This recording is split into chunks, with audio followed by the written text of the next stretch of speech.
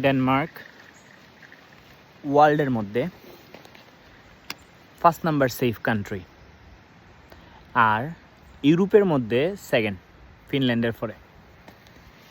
তার একটা ছোট্ট নমুনা আমি আপনারা দেখাই। মানে সেফ হারে কয় আর সেফর সংজ্ঞাটা, নিরাপদের সংজ্ঞাটা যে কিলা।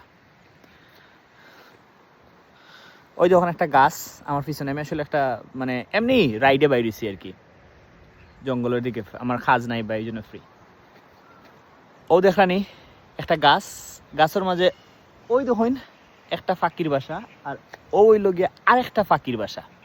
মানে এরা কমিউনটা কি এরা রেডি করিয়া দেয়। কমিউন মানে ইউনিয়ন আর কি।